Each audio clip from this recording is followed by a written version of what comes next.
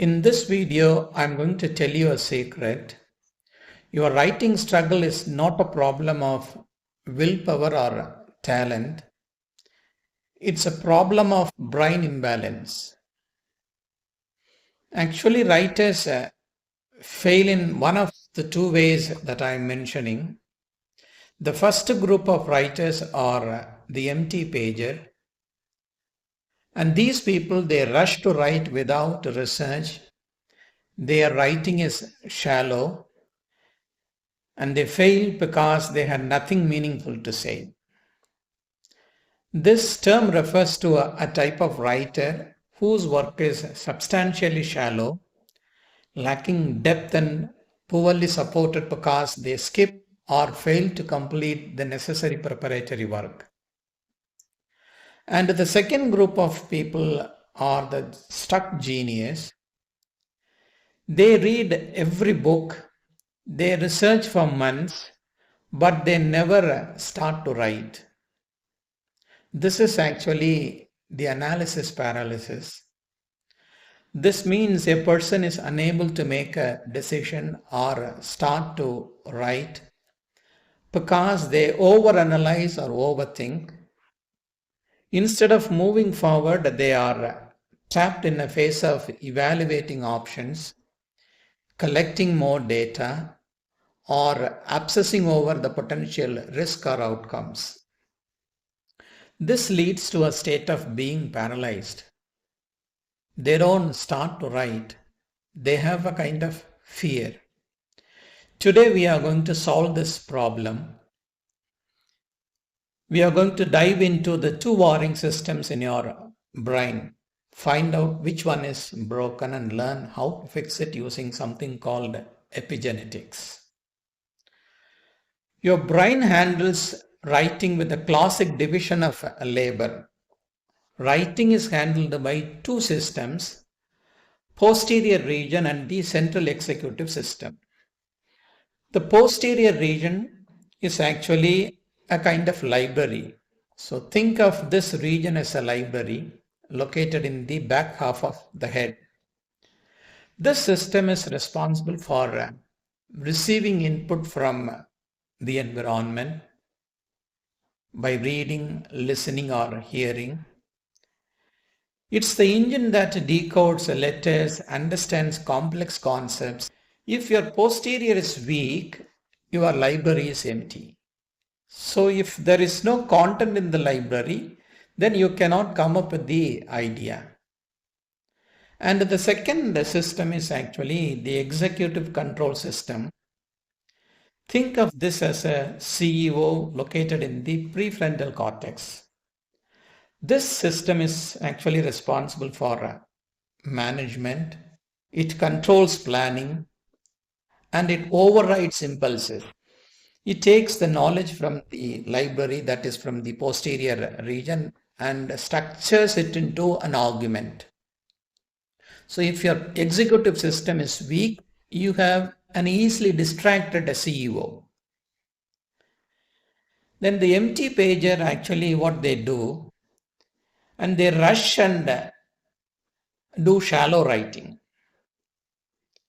And if you have a weak posterior library or an impulsive CEO, your brain avoids the hard, sustained work of deep reading because decoding is inefficient for such people.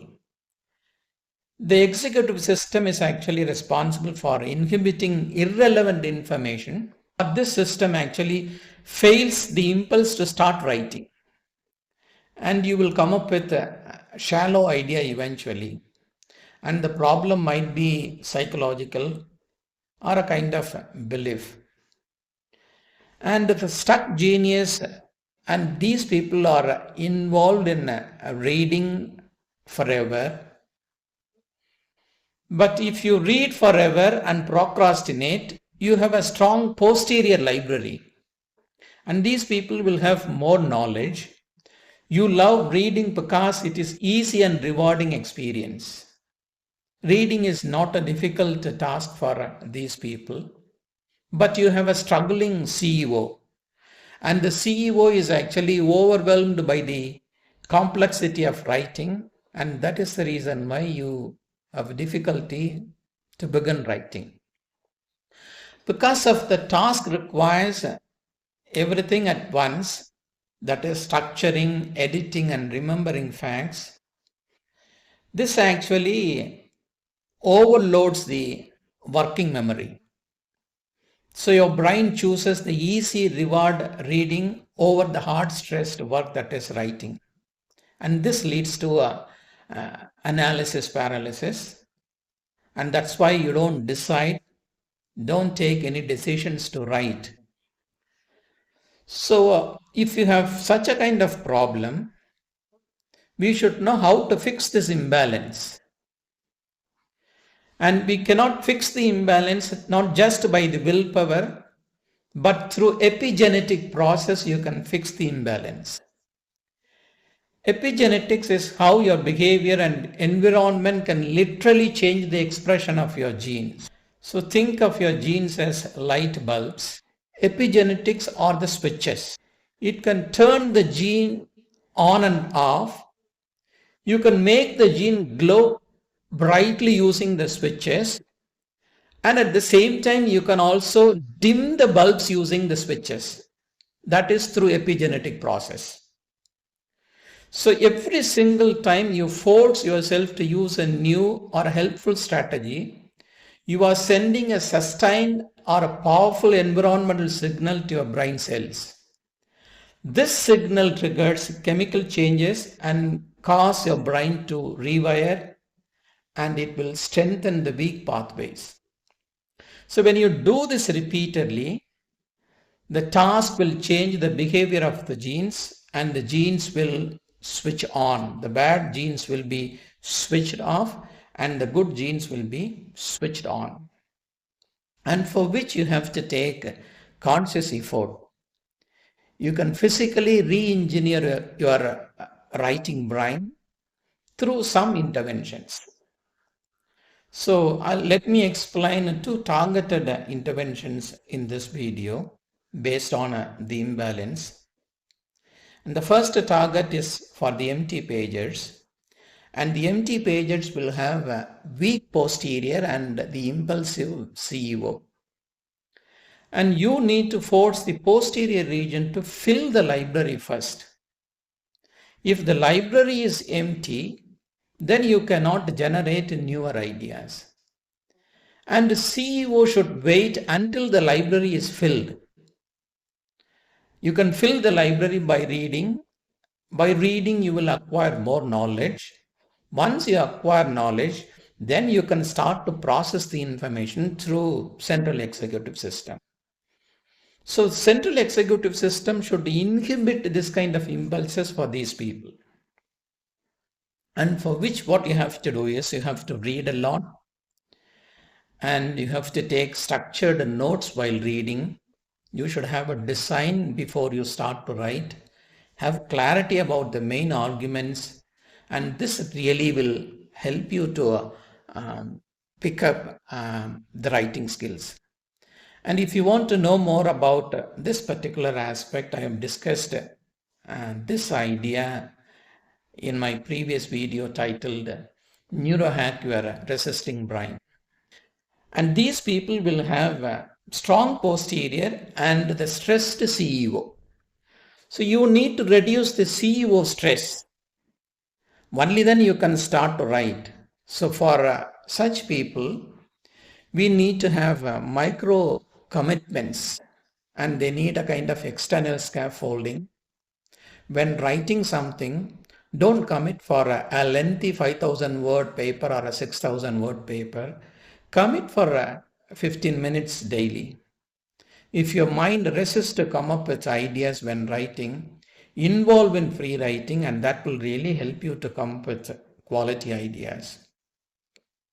Just write a paragraph in an article daily, and that will in fact reduce the writing apprehensions, and that will prompt you to write well. Then you can use a detailed outline to offload the planning burden. This would reduce burden of the working memory also. The outline is the CEO's cheat sheet. So you can cheat the executive control system by having the outline. So this is the easiest way to overcome that writing apprehension. So by reducing the size and the complexity of the task by splitting the task into chunks, you can easily activate the prefrontal cortex. You can easily reduce the anxiety. So another problem of the stuck genius is the subconscious fear of failure. And this is often comes in the form of perfectionism. And for which what you have to do is write this mantra down and repeat it daily for before you start to write. And these people can say that my worth is not tied to my output. I am prioritizing process over perfection. And you can repeat such a kind of mantras daily on a daily basis. This would really help you to overcome the writing apprehension, and the writer's block will be removed.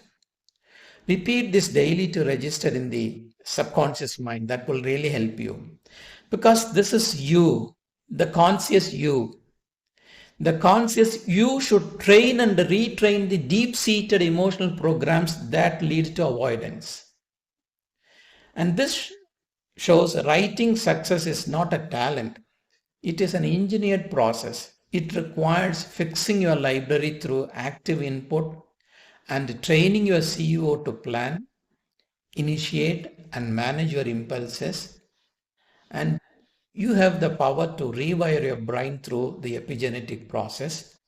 You can also come up with newer strategies by accessing the actual problem rooted in the subconscious mind. Identify the problems rooted in the subconscious mind, then bring that to the conscious mind. Train your mind to overcome that problem. That will really help you to solve the problem. Thank you.